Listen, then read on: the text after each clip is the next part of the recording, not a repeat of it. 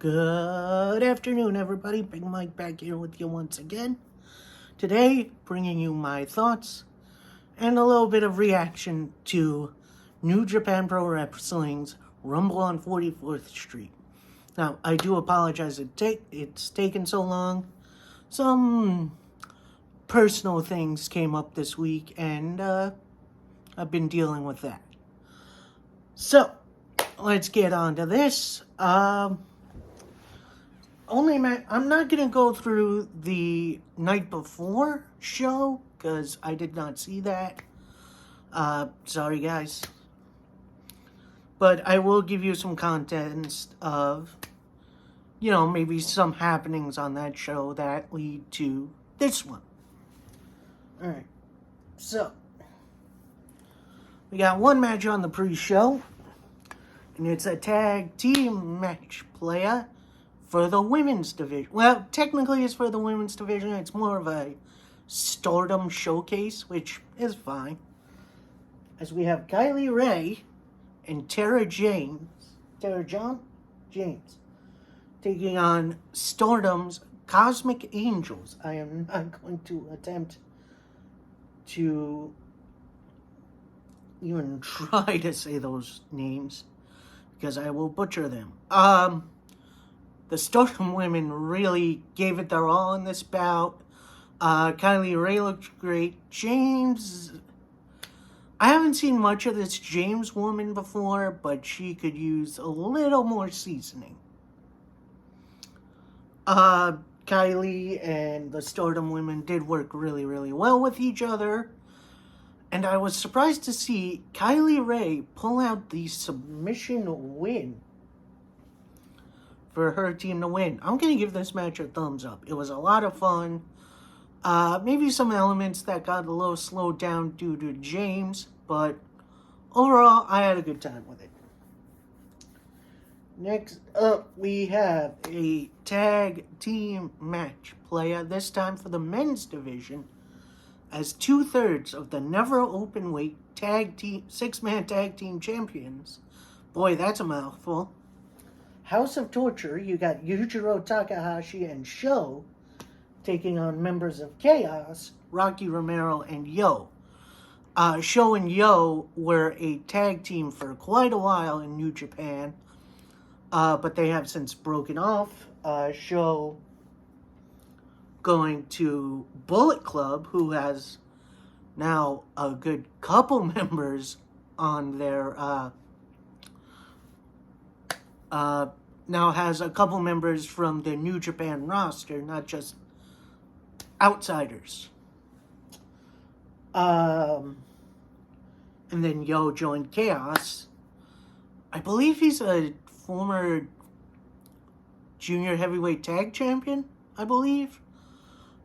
This match was really high energy, high impact moves. Not so much a lot of diving, but I do remember seeing one from Rocky at least. Match ends via, shenanigans from House of Torture, and they got the win. Overall, it was a very fun match. I did not love the finish, but I'm still going to give it a thumbs up. It was a lot of fun. And, let's see where this goes. Next up, a 3-way tag team bout for the New Japan Strong Tag Team titles. Now you have Aussie Open, the champions. Kevin Knight and the DKC, who really stepped up in this match. They represent the LA Dojo. And Impact Wrestling's own Motor City Machine Guns, who, going back and looking, they're a pretty decorated tag team. Maybe on the level of, the Dudleys and the Road Warriors. Just not hating, just saying. Go take a look. They are a really decorated tag team. Like I said, Kevin Knight, DKC really stepped up in this match. They looked like they belonged. Aussie Open obviously is awesome. The Guns with some really, really good tag team maneuvers. And they hit Skull and Bones for the win, which I'm going to give this double thumbs up. This was an absolutely perfect shown tag team title match. And honestly, I cannot wait to see a rematch in the future between Aussie Open and the Guns. Maybe on Impact Wrestling. They do have a pay-per-view coming up. Just saying. Alright, that's interesting. This next one actually did get set up the other night because Fred Rosser, who is the strong openweight champion, issued an open challenge to anyone on that night. And who comes out? Making his long-awaited wrestling return? That's right, it's the Octopus, Jonathan freaking Gresham.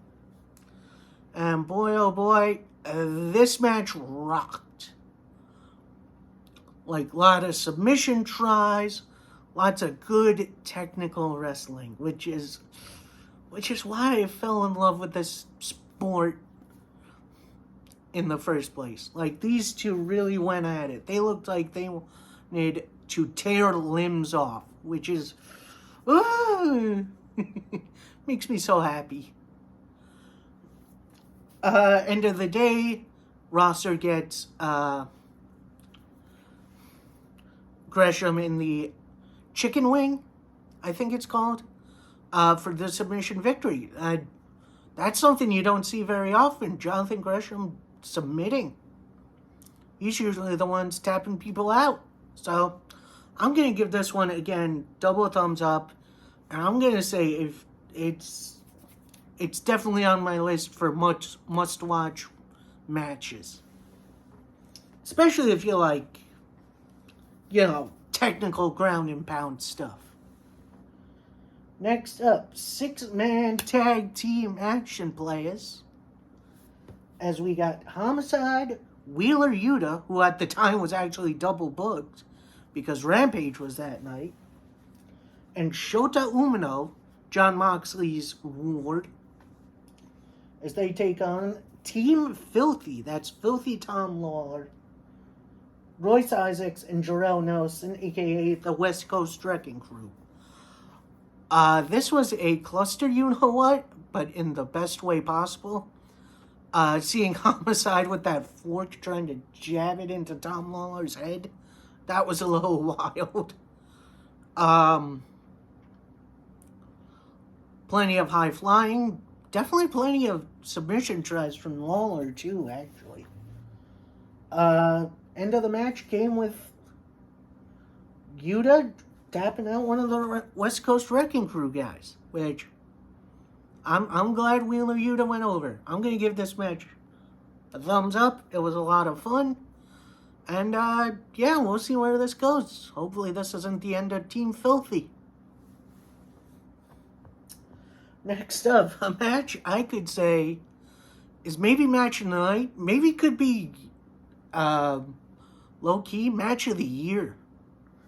As we got Minoru Suzuki taking on Clark Connors. Now, Connors recently graduated from the LA Dojo, so he's in full gimmick. He's like the Rhino, but he wears like Crocodile Dundee outfit, which, I don't know. Anyway, we get the Minoru Suzuki entrance, which, of course, is awesome. Before we get Clark Connors coming out, we see him backstage, walking through a hallway. Gets to a doorway, turns, camera pans. Ken freaking Shamrock is standing there. Like, that was the biggest surprise of the evening. And they had a little bonding moment. Ken Shamrock comes out with Clark Connors. And apparently, Shamrock and Suzuki had a match back in the day. Where the heck was I? I would love to see that match. That match sounds awesome.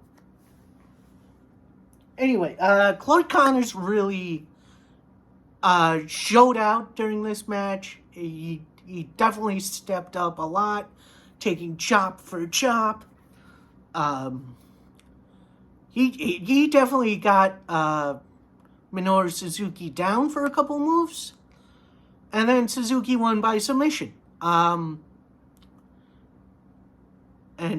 like I said, double thumbs up, match of the evening, and quite possibly a match of the year candidate. So I'm going to also give it my must-watch seal of approval. Just like, there you go. All right, next match for the SWA World Championship. As you got Maya Aitawa. Like I said, I'm going to butcher those Japanese names. As she takes on Kylan King. Now, Kylan King has been to a lot of promotions these days. She's been on AEW Dark a couple times. She's been doing some good stuff in the NWA, which we'll get to. And now she's here in New Japan, doing some good stuff. This match was just about perfect, and I'm going to say this. These women make me want to watch Stardom, and I think I'm going to start. Like, Stardom seems like I'm missing out on a whole lot, and I think I got to start watching. So, this match was definitely high-flying from Iwata, but then you had Kylan King slowing things down, trying to keep it at her pace. But then Iwata would break out and fly around like a dang luchador.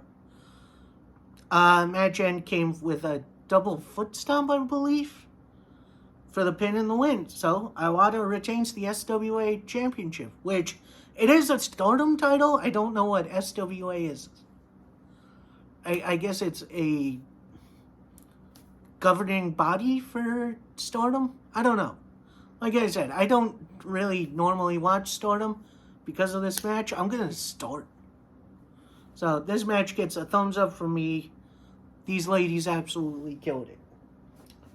Next up, we got a New York street fight for the King of Pro Wrestling title. Now, this championship, it's obviously a joke championship. It's not really to crown a champion. And it's usually decided in a Rumble type situation. So, yeah. It's not really a serious title, but dang. These two guys beat the heck out of each other. As we have Shingo Takagi defending against El Fantasmo. Boy, oh boy, they butchered each other. With chairs, with ladders, with trash can lids. I'm surprised they didn't go out in the street and get hit by cars or something. Honestly, I'm glad they didn't do that, because that sounds dangerous. They kept hitting big moves on each other. At one point, they set up chairs. They sat down, and they started battering each other, which I love that spot. That spot always gets me. End game, Shingo Takagi hits his finish for the win. Retains the King of Pro Wrestling title. I'm going to give this a thumbs up just because it was just complete and utter chaos, and I loved every minute of it. And honestly, I'm going to give it a stamp of approval. Go give it a watch. And Fine Alamo. Another match of the year candidate, I believe. As we have a tag team match player. So we have Bullet Club members, Bullet Club leader, and IWGP World Champion, Jay White, the Switchblade, along with Juice Robinson, who is now in AEW, I believe. I don't know, that's what I'm seeing in reports, but we'll see about that. As they take on Kazuchika Okada, the former world champion, and Eddie freaking Kingston. Like, there's a combo that's a combo I never thought I'd see in a million years. Like, that is the most random pairing I think I've ever seen, and I'm all about it. You had Okada and Jay White kind of starting it off, Jay White tags in Juice. They went around for a little bit. And then Okada tags in Kingston, in which, he almost really got him with a back fist early on. But then a lot of great action, a lot of suspense, a lot of near falls too. A lot of counters to the Rainmaker, which is Okada's finisher. In which that end, Juice Robinson actually takes out Okada, and Jay White pins Eddie Kingston, which I am very surprised by. Usually the AEW guys are very protected by Tony Khan, but to have the world champ pin one of the best brawlers in the game, I think that's interesting. So, I'm going to give this match a big old thumbs up. This was a lot of fun. Post-match, you had the post-match salutation by Jay White. And, overall, a really fun show of wrestling. I'm going to give this whole show a couple thumbs up. Next time you see me do wrestling, it's going to predict NWA Hard Times 3.